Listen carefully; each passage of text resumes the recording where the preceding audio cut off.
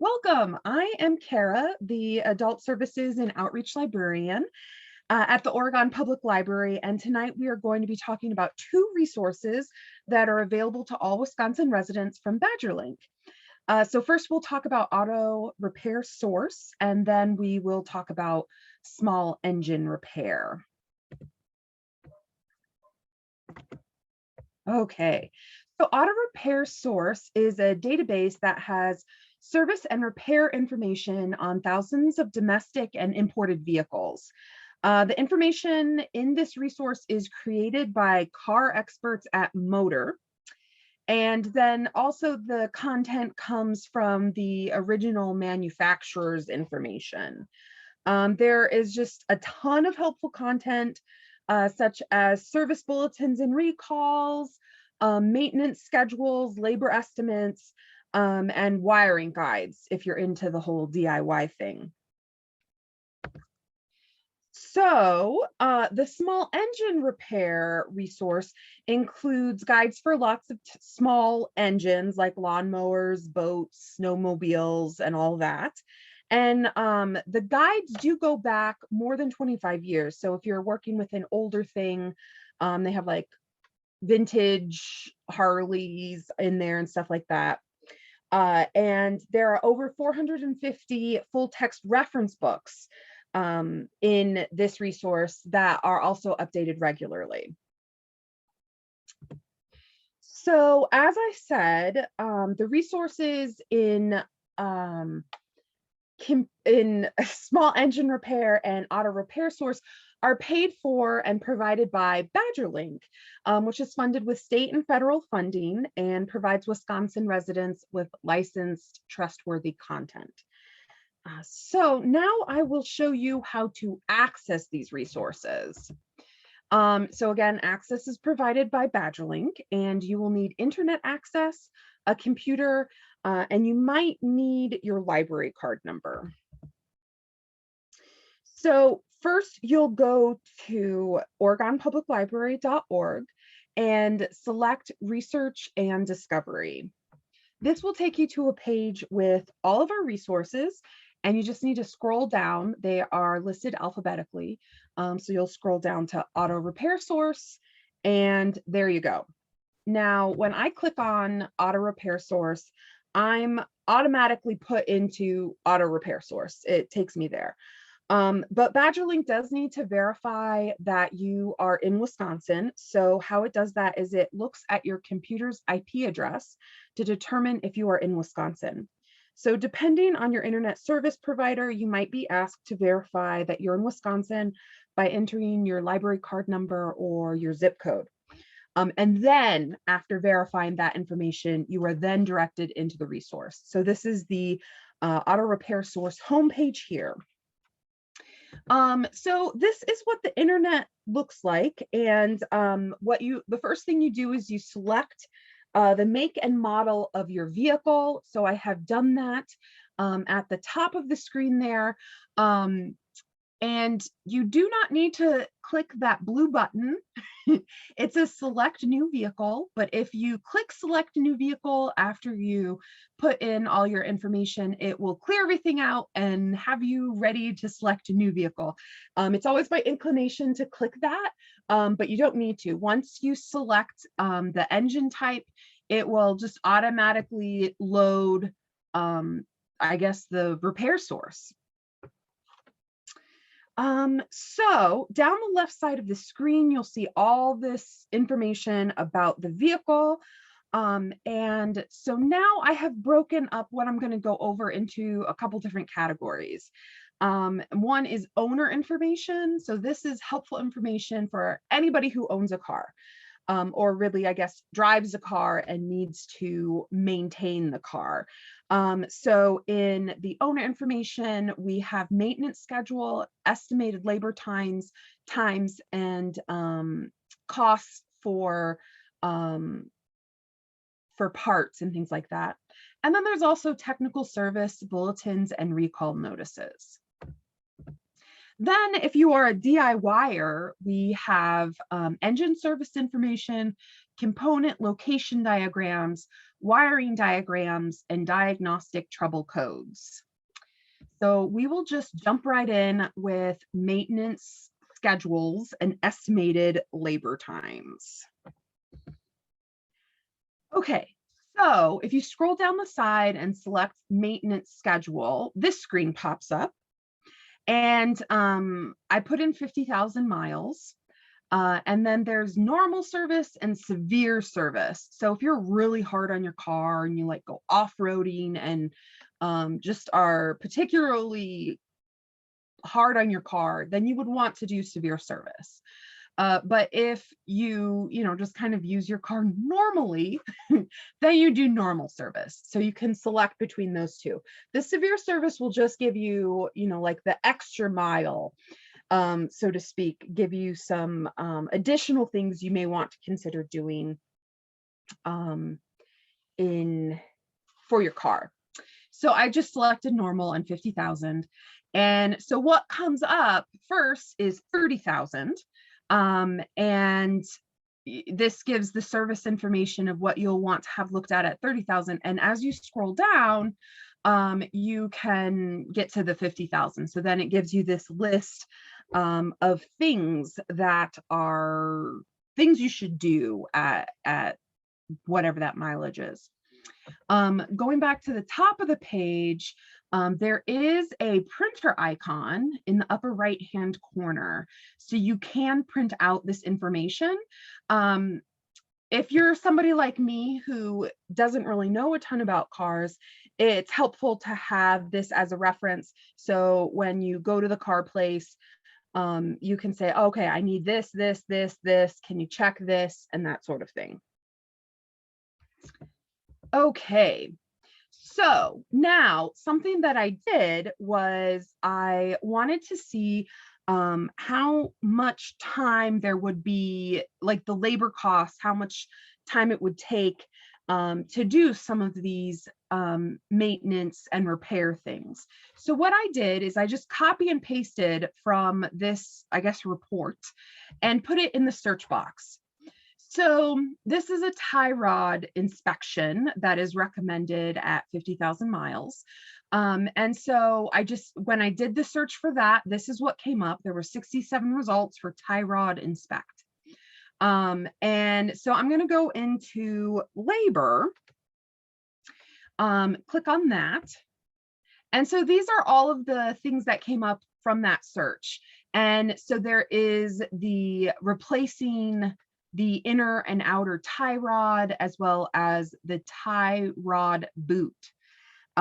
So as you're thinking, okay, well, the inspection probably won't take that long, but if something needs to be replaced, you can go in and see how much time that will take. So I click on the inner tie rod, and this is what I see now. So it estimates the factory time to replace this is 1 hour. So that is under perfect conditions, where it's in the factory conditions where people are on the assembly line and it's being replaced that way. The motor time is the suggested amount of time that Motor, which is the company that put together like the help guides and things like that. I mentioned that in the intro, that the information in this resource is created by car experts at Motor. So the motor time is what they would recommend under normal everyday conditions. Then there's also the skill code, which is helpful. And it's a hyperlink. And if you hover over it, it will tell you what that letter means. But B means it's, pretty basic, pretty easy. And almost anybody with basic knowledge of cars can repair this function. So this, gives you a good idea if, you are getting your inner tie rod replaced and they're trying to charge you like 5 hours for labor costs. You'd be like, it really shouldn't have taken that long, that sort of thing. So just being an informed consumer. So yes. So then I also wanted to take a look at the parts because this gives you information about the parts that would be required as well. So I went back to my tie rod inspect search, and instead of clicking on labor, I clicked on parts, and then I clicked the inner tie rod. So this gives you the actual part number that's required and an estimated cost. So I mean, if you wanted to, you could order your own part, and then it does have an estimation for how much that costs. Again, this is an estimation, so it might be more than that, especially given inflation and whatnot these days. But if they're trying to charge you $300 for this part, like, okay, something's going wrong. Again, just being an informed consumer. So instead of doing a search in the search box, you can go directly to parts and labor in the left-hand menu. So on this next screen here, under the maintenance schedule, under maintenance is the parts and labor, and you can select from all these drop-down menus and get information on what that looks like. Okay, so now on to technical service bulletins and recall notices. So this is an archive of all the technical service bulletins and recalls. You can either search for something or you can select the recalls in the left-hand menu. So instead of doing the big search through the whole left-hand menu, you can do a search individually for the technical service bulletins and recalls in this box in the upper right-hand corner. So I was just browsing through here and just want to show you what one of the recalls look like. And this is, I mean, I remember getting this mailed to me, a couple years ago about the different, recalls on my vehicle. So this is the archive of, all of those things. So you can see all that information on your car. When there is a recall, you can go to the dealership and get it fixed there for free. But you do have to go there and make the appointment and go and do that. So it's handy to have this here and know, what you need to make the appointment for and all that. So now we are heading into territory I'm not very familiar with. I am not a car expert. I'm not a DIYer, but I have helped people find information using this resource. And so I do have, a good idea of how to navigate this resource to find the sort of technical DIY things that folks want. So that is what I will be sharing with you today. So for each section in this category, there are instructions and diagrams and pictures that walk you through how to do whatever it is you want to do. So this is the engine service area on the cylinder head gasket. So you can see there are step-by-step instructions, and then at the bottom of the screen, you have all of these different diagrams and images. So it makes it so you can understand where stuff is, how it works in relation to other components, and you can really follow those instructions. So it's, here it says tighten engine mount studs, figure 2, and then you can go down here to figure 2, and it shows you where those are.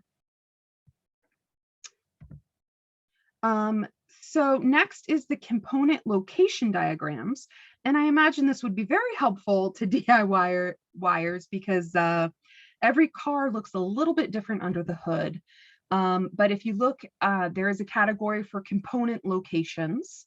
And then I just click down into the anti-lock brakes. And this is a diagram of under the hood. So here at the very bottom, it says front of the vehicle.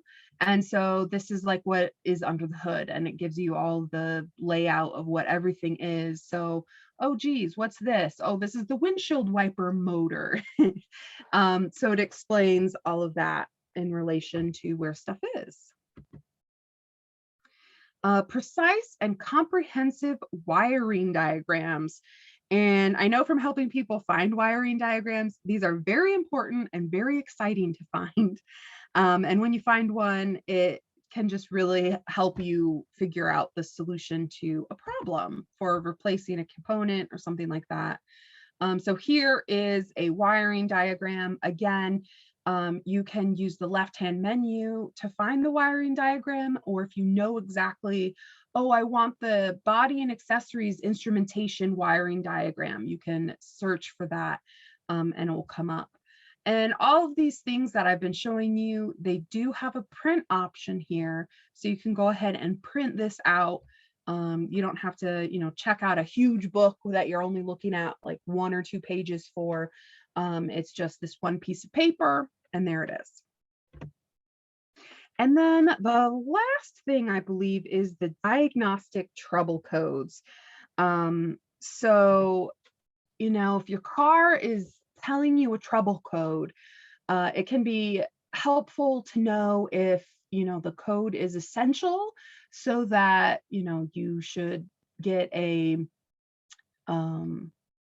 tow to the, where you're going to get your car fixed, or if it's okay to drive. Sometimes the codes can be like really confusing. And even if you do just a straight up internet search, it's not always clear what it is.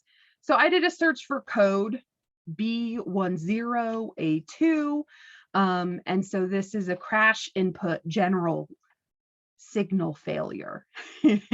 So then you can click on that diagnostic code, and it gives you the information about what it is and how to resolve this.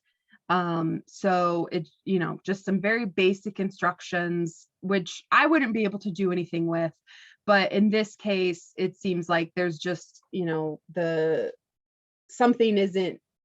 there's a signal failure in the component. So, just something that needs to be reset or replaced or something like that. You can also browse the diagnostic trouble codes and, look around at what it is. But if you have the code, it's just easier to do the search for it. All right, so that was my overview of Auto Repair Reference Center. Do we have any questions? All right. Well, if we do have any questions, we can come back to this. But otherwise, I'm going to move on to small engine repair source. I guess it's Repair Reference Center. So I'm back on the research and discovery page, and this is listed alphabetically, so you have to scroll all the way down to the S's to get to the small engine repair. And again, you need to authenticate into the resource based on your internet service provider in your location in Wisconsin, all of that. That is still the same, as this is still a BadgerLink resource. And now here we are in the Small Engine Repair Reference Center homepage. So this is a screenshot of the main page. And so there's all these different categories you can browse by. So in this one, more so than in auto repair, this resource can be a little bit more spotty as far as the coverage of things. For example, I have a Craftsman lawnmower, so I wanted to look up some information on that. So I went to outdoor power equipment.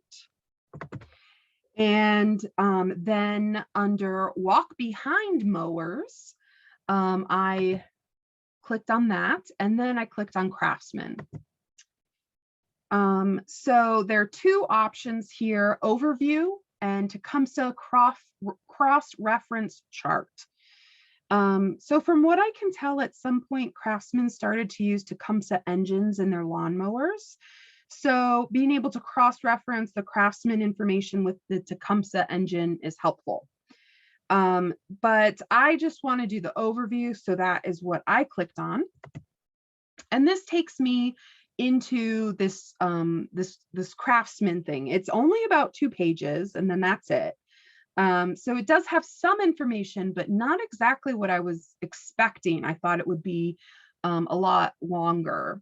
If we look here at the left-hand side of the page, here you can see the full text contents, and this is like the table of contents, like if you're flipping through the book, like what you would have. So this is from a reference book called Walk Behind Lawnmower Service Manual, 5th edition. So here you can actually click around and see these other articles here. And this Craftsman one before this one is that Tecumseh crosswalk that we had seen on the last page. So I want to find out how old this is. I bought my lawnmower, I think it was in 2012 or something. So I'm curious to see what information it has on the age. So I click on detailed record up here to get more information about this resource. So here is the bibliographic information about this resource, and it is from 1997. So it's well older than my lawnmower. But for, overview purposes, some of the basics about how the lawnmower is laid out, it's still very helpful. I was curious about what else was available for Craftsman lawnmowers. So I did a search and came up with 4 results. I just put in Craftsman lawnmower and I got these 4 results, and they are all from that Walk Behind Lawnmower Service Manual. So there's that. And I poked around in these, and there is some helpful information with basic things like the carburetor servicing, common problems, safety issues, storage tips and things like that. So even though I don't have like my exact information, like how it can get down to like the wiring guide of this one particular component on this one particular car, it's not quite like that. It is a very helpful resource. So I think I mentioned this earlier, but it does have a lot of information, and you can really just click around and find all kinds of interesting things in here. It does have information on old motorcycles. So if you are looking for information about Harley Davidson 1965 and earlier, there's stuff in here about that. And so, there's that. Again, you can search or browse. So you can put in your keywords at the top of the screen, or you can browse through that. On my next slide here, I wanted to show this. I think this was from a Harley Davidson manual, and so it still does have a variety of diagrams. This is a diagram of how to put together a front fender for the 2006 to 2009 Harley Davidson body frame. So, there's lots of stuff in here related to different types of engines and different types of equipment. All right, so do we have any questions about this? About Small Engine Repair Reference Center or about Auto Repair Reference Center? Let's see. No. All right. Well, if you think of any questions, feel free to reach out. We have contact information on our website. You can call us or you can email us. So thank you for joining us this evening.